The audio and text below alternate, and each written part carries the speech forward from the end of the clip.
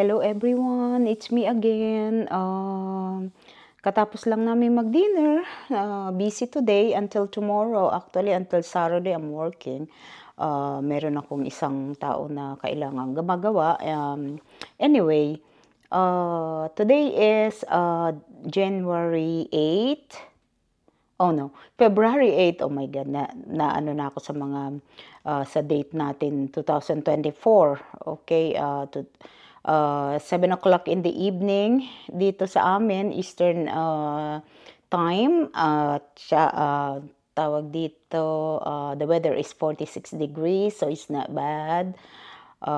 Like I said, Thursday today. Anyway, pasensya na kayo sa last video ko. Medyo na-overwhelm ako ng konti. So, I have to divert. Stop ko muna yung kwento ko. So, like I said, napakahirap talaga pagka gustong-gusto ko nang magkwento sa inyo. But the thing is, sometimes nakikarried away ako sa lungkot pag naalala ko yung bumabalik ako sa time na thing happened to my daughter. Kaya pasensya na kayo. Anyway, natapos ko naman yung binabalot kong egg roll. So lahat naman nagawa ko that time. Nakapagluto pa rin ako, kaya lang di na ako nag-video kasi wala na ako sa mood magsalita, and totally forgot kung anong mga sasabihin ko. So anyway, nalulungkot din ako kasi naka-advance ako ng mga video para everyday may ma-upload ako, para continuous yung kung meron mang nakakapakinig sa aking video. But the thing is, may tatlo akong dapat na i-upload na video. But the thing is, actually hindi ko pa na i-upload, nasa ano pa lang, ini-edit ko pa lang. Kaya lang nabura siya, kaya nakakalungkot kasi mas marami akong nakwento doon na hindi ko na actually maalala kung ano yung naikwento ko. Kaya medyo na-frustrate ako, kaya hindi mo na ako nag-video yesterday hanggang ngayon. Ito lang muli, kaya nakaka-frustrate pala pagka ganun. So anyway, ngayon alam ko na hindi siya, kasi tinransfer ko na tong mga video dahil wala nang laman tong SD card ko. So I have to transfer dito sa computer ko, and habang ini-edit ko, I don't know what happened, nabura siya. So anyway, wala akong magagawa. I need a bigger memory, but like I said, hindi pa naman ako professional. So anyway, konting tiyaga-tiyaga na lang. Talagang maraming mistake pa akong dadaanin, but it's okay, like I said. So anyway, this Saturday we're going to have a party, like a Valentine's party. So mga friend ko, they're all excited that, alam nyo naman dito ang kaligayahan ng mga tao is party, tapos lakwa-lakwa at kung saan-saan lang dyan. But like night right now, kasi medyo pangit pa ang weather namin, malamig pa rin kahit papano.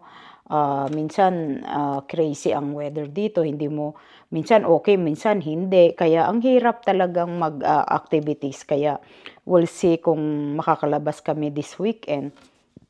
Anyway, like I said, ang buhay namin like up and down, but it's okay, ganun talaga.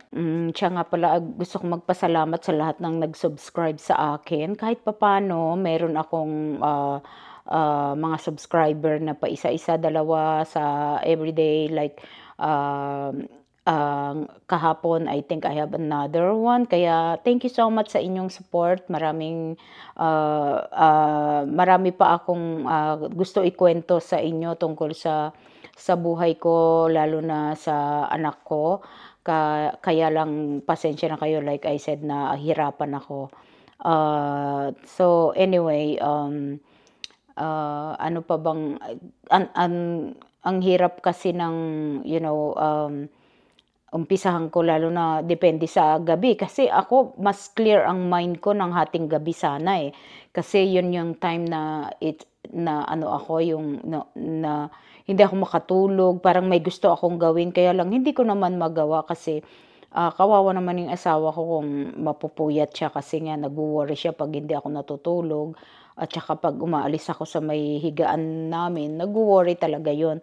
Kaya ang hirap, gusto ko sana sa gabi ako ganito video, kaya lang ang mangyayari babaliktad ang araw ko and then magtatrabaho ako. So, talagang mahihirapan ako.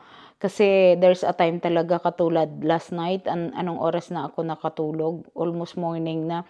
Sana kung, puwede kong gawin yung mag-video ako para mas ano yung maikwento ko sa inyo ng tama yung, mga dapat kong ikuwento. Kaya lang, like I said, ang hirap kaya minsan 'pag hindi ako makatulog talaga nag-yo-yoga na lang ako, kung ano-ano na lang, dun na lang sa kwarto namin para hindi lang ma-disturb yung asawa ko. Kaya, talagang hindi madali.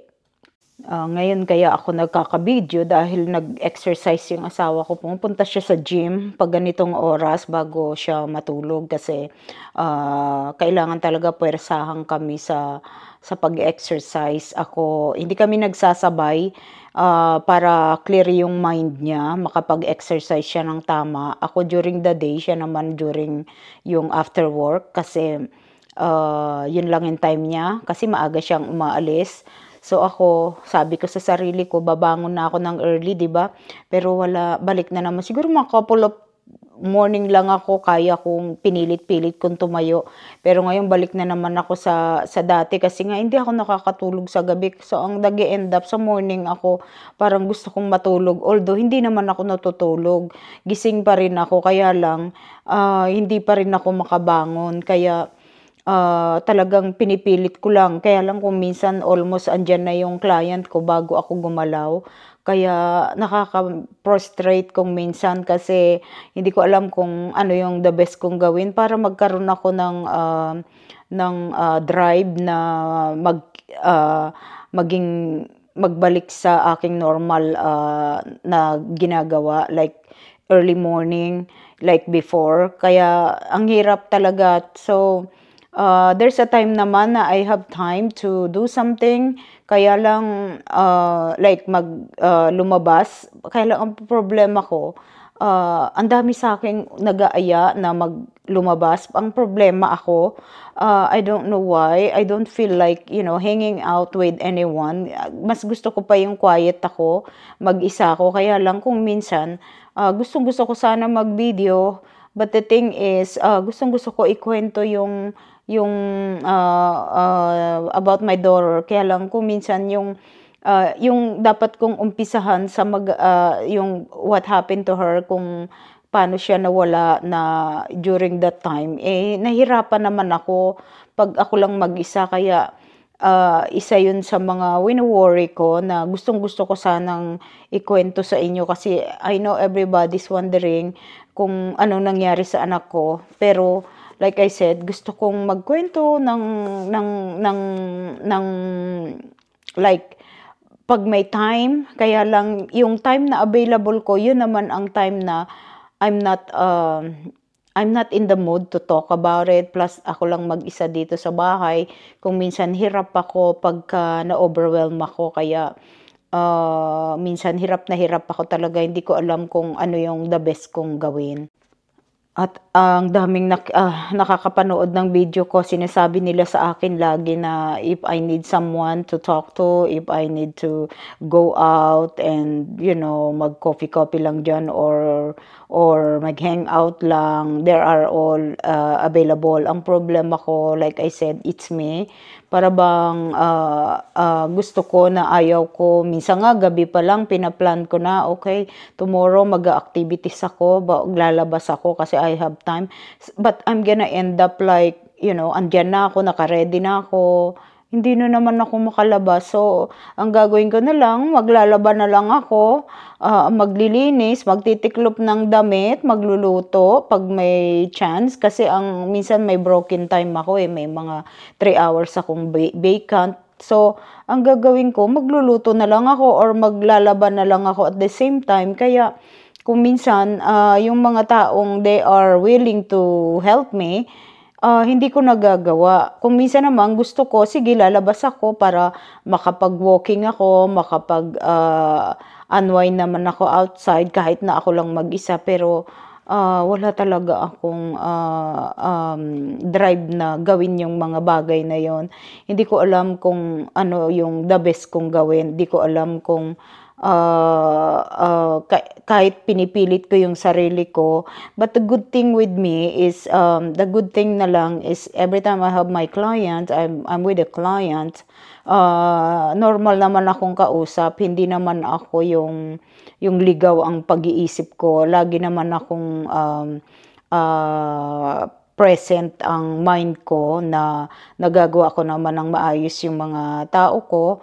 Kaya lang, hanggang doon lang, and then after that, pag wala na sila, hanap na naman ako ng divert ko na gagawin ko sa brain ko para hindi ako malungkot. Although nasasanay naman din ako, kaya lang there's a time talaga na bigla na lang sisiksik na naman sa utak ko yung mga bagay na hindi ko dapat isipin. Bumabalik na naman sa akin. So, masasaktan na naman ako, mahihirapan na naman ako.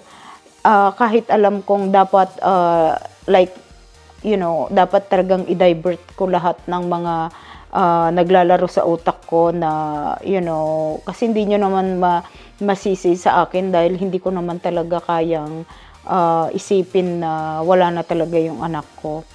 Kaya lahat na lang ginagawa ko. Minsan nagbibisi ako. Ang dami kong trabaho. Ako tali ito na lang YouTube. Kulang na kulang yung oras ko, kaya tingnan nyo ako, sinisingit ko lang lahat na makapag-video ako pag may chance ako. Katulad ngayon, anong oras na, wala pa akong tulog na maayos. Tapos, ang haba na naman ang oras ko matulog. Hindi naman ako nakakatulog. Kaya I always end up na nagsa-social media ako. Kaya lang, nangangawit ako sa bed kasi ayokong magising yung asawa ko. Kasi kawawa siya sa puyat dahil pag napupuyat ako, napupuyat din siya. Kaya nga sabi ko sa kanya, wag niya ako intindihin. Kung magising ako, hayaan mo lang ako kasi talagang nahihirapan ako talagang matulog. Hindi ko talaga kayang matulog ng just like that. Tapos yung aking mga iniinom na allergy pill, hindi na nag-work sa akin yun.